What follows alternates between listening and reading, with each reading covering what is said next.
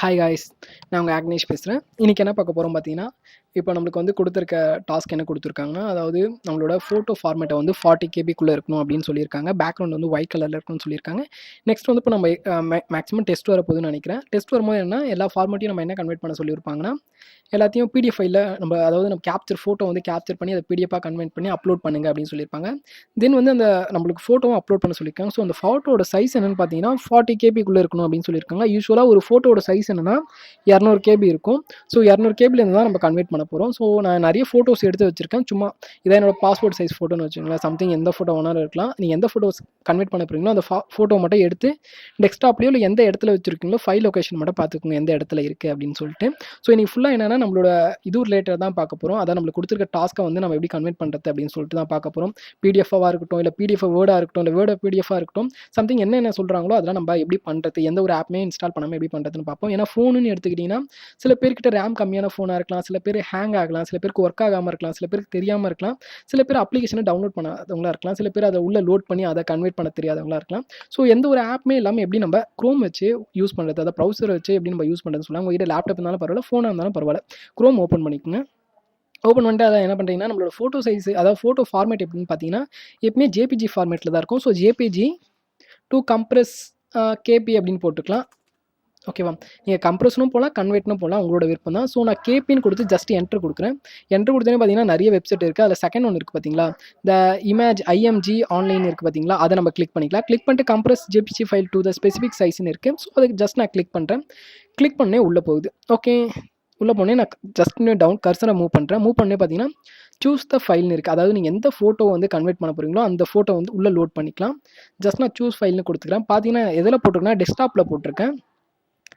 தென் அப்படியே மூவ் பண்ணிட்டு வரேன். மூவ் பண்ணிட்டு வந்தோடனே எங்கே இருக்குது ஃபோட்டோ, இங்கே தான் வச்சு இருக்குது. ஓகே, இதோட ஃபைல் சைஸ்ன்னு பார்த்தீங்கன்னா இதோட ஃபைல் சைஸ் பார்த்தீங்கன்னா 99.5 கேபி இருக்குது. ஸோ இதை நான் அப்லோட் பண்ண முடியுமா அப்படின்னு கேட்டால் பண்ண முடியாது. ரீசன் என்ன பார்த்தீங்கன்னா, இப்போ வாட்ஸ்அப்னு எடுத்துக்கலாம். வாட்ஸ்அப்னு எடுத்திங்கன்னா ஒரு வீடியோ சைஸ் வந்து 60 எம்பிக்கு மேலே நீங்கள் சென்ட் பண்ண முடியாது. எந்த ஒரு வீடியோவாக இருந்தாலும் சரி, எந்த ஒரு சாஃப்ட்வேராக இருந்தாலும் வாட்ஸ்அப்பில் அலோடு வந்து ஒரு 60 எம்பிக்குள்ளே தான் அலோட் பண்ணுவோம். ஸோ அது மாதிரி காலேஜ் வெப்சைட்டாக இருக்கட்டும், இல்லை வேறு ஏன்னா அஃபிஷியல் வெப்சைட்டாக இருக்கட்டும், கவர்மெண்ட் வெப்சைட்டாக இருக்கணும், அங்கே பார்த்தீங்கன்னா சர்வரோட சைஸ் வந்து ரொம்ப கம்மியாக தான் இருக்கும். ஸோ அதோட யூசேஜ்னு பார்க்கும்போது கம்மியாக இருக்கும்போது என்னென்னா நம்மளும் அதுக்கேற்ற மாதிரி கம்மியாக தான் அனுப்ப முடியும் ஃபைல் சைஸை.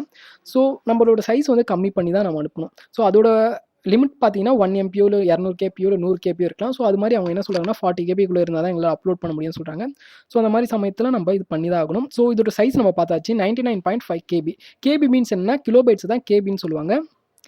எம்பினா மெகாபைட்ஸ், அதான் எம்பின்னு சொல்லுவாங்க. ஓகே, இதை நம்ம ஓகே கொடுத்துக்கலாம். ஸோ இந்த ஃபைலை தான் அப்லோட் பண்ண போகிறேன். ஜஸ்ட் என்ன பண்ணுறேன், எந்த ஃபைல்னு சூஸ் பண்ணிக்கிறேன், ஓப்பன் கொடுக்குறேன், உள்ள லோட் ஆகிடுச்சு. தெரியுதா, உள்ள லோட் ஆகிடுச்சு. ஜஸ்ட் வந்து இதில் என்ன சொல்லியிருக்காங்கன்னா கம்ப்ரெஸ் ஃபர்ஸ்ட் ஒன்று இருக்குது பார்த்தீங்களா, அதை பார்த்துக்கலாம். அதில் பார்த்தீங்கன்னா 1 கேபிலேருந்து 300 எம்பி வரைக்கும் நீங்கள் உள்ள லோட் பண்ணிக்கலாம்னு சொல்கிறாங்க. டிஃபால்ட் வேல்யூ வந்து 200 கேபியில் இருக்கும்னு சொல்லியிருக்காங்க. ஸோ ஆமாம், உண்மையிலே 200 கேபியில் தான் இருக்குது. ஸோ நம்ம இது என்ன பண்ண போனால் 40ன்னு மாற்றிக்கலாம், இல்லை 39 வச்சுக்கலாம். எப்பவுமே நீங்கள் எந்த ஒரு கன்வெர்ட் பண்ணுறதா இருந்தாலும் கரெக்டாக உங்களுக்கு 40 வேணும்னா 40 வைக்கக்கூடாது, 39, அதாவது ஒன்று கம்மியாக வைக்கணும். ரீசன் என்ன பார்த்தீங்கன்னா, சில கன்வெர்ட் பண்ணும்போது என்ன 40 கேபி கிடைக்கும், பாயிண்ட் வச்சு வரும் 41 இல்லை 45 அந்த மாதிரி வரும். ஆனால் 40 கேபியில் தான் இருக்கும். ஆனால் கரெக்டாக அக்யூரேட்டாக பார்த்தா பாயிண்ட் வேல்யூவில் வரும். ஸோ அந்த சர்வர் பார்த்தீங்கன்னா எடுத்துக்காது. இது வந்து எப்படின்னா 40 விட 2 பாயிண்ட் அதிகமாக இருக்குது. ஸோ அதனால் இது அதிகமாக இருக்குது அப்படின்னு சொல்லிட்டு இன்டிமேட் பண்ணி எரர் காமிக்கலாம். ஸோ கம்மியாக இருந்தால் நம்மளுக்கு பிரச்சனை இல்லை, அதிகமாக இருந்தால் தான் பிரச்சனை. ஸோ 39 நான் வச்சுக்கிட்டேன். ஓகேவா, தென் நான் வேறு எதுவும் பண்ண போகிறதில்ல. லோட் பண்ண என்னோட ஃபைல் சைஸை வந்து நான் சூஸ் பண்ணி அதுக்கு என்ன ஃபைல் சைஸுமோ அதை கொடுத்துட்டேன் 39. தென் நான் ஜஸ்ட் ஓகே கொடுக்குறேன். ஓகே கொடுத்தனே பார்த்தீங்கன்னா எனக்கு லோட் ஆகுது. லோட் ஆகுனே பார்த்தீங்கன்னா ஓப்பன் ப்ராசஸ் இமேஜின் இருக்கு. நான் ஓப்பன் பண்ண போகிறதில்ல, டவுன்லோட் தான் பண்ண போகிறேன். ஸோ ஜஸ்ட் நம்ம டவுன்லோட் பண்ணுறதா தான் டவுன்லோட் பண்ணிக்கலாம். டவுன்லோட் கொடுத்தீங்கன்னா ஆட்டோமேட்டிக்காக டவுன்லோட் ஆகும். பார்த்தீங்கன்னா டவுன்லோட் ஆகிடுச்சு.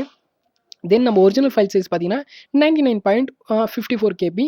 நம்ம கன்வெர்ட் பண்ணியிருக்க சைஸ் பார்த்தீங்கன்னா 39 கேபி. ஓகே, கரெக்டாக இருக்கும், ஒன்றும் ப்ராப்ளம் இல்லை. ஸோ நான் ஜஸ்ட் என்ன பண்ணுறேன், இதை ஓப்பன் பண்ணுறேன். சூஸ் த ஃபோல்டர்னு கொடுத்துட்டு பார்த்தீங்கன்னா 2 இருக்குது. இது வந்து ஒரிஜினல், இது வந்து டூப்ளிகேட். இப்போது இதை வந்து ப்ராப்பர்ட்டிஸில் போய் என்ன பண்ணலாம்னா சைஸ் பார்க்கலாம். சைஸ் பார்த்தீங்கன்னா 38 கேபி இருக்குது.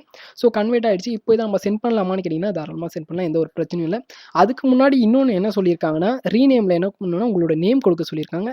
சம்திங் உங்கள் பேர் என்னவோ கொடுத்துக்கலாம். இப்போ என் பேர் வந்து நான் சும்மா கொடுத்துக்கிறேன், ஜீவா அப்படின்னு கொடுத்துக்கிறேன் என்னோட நேமு. நெக்ஸ்ட்டு என்ன டிபார்ட்மெண்ட், சம்திங் நீங்கள் என்ன டிபார்ட்மெண்ட்டோ அந்த டிபார்ட்மெண்ட் நேம் கொடுத்துக்குங்க. தென் உங்களோட ரோல் நம்பர், இதெல்லாம் கொடுத்து உங்களை சென்ட் பண்ண சொல்லியிருக்காங்க. ஸோ அந்த மாதிரி சென்ட் பண்ணிங்கன்னா உங்களுக்கு ஈஸியாக இருக்கும். எதுக்குன்னா நீங்கள் மெயில் பண்ணலாம். மெயில் பண்ணும்போது உங்கள் பேர், உங்கள் அட்ரஸ் எல்லாத்தையும் நீங்கள் மென்ஷன் பண்ணி அனுப்பலாம். பட் அவங்க டவுன்லோட் பண்ணும்போது என்ன ஆகும்னா தனித்தனியாக தான் வரும், ஃபோட்டோவாஸாக தான் வரும். ஸோ உங்களோட மெயில் அதில் பேட்ச் ஆகாது. ஏன்னா ஃபோட்டோ தான் இது மாதிரி டவுன்லோட் பண்ணுவாங்க. டவுன்லோட் பண்ணும்போது அவங்களுக்கு என்ன வரும்னா இந்த மாதிரி நேமில் காமிக்கும்.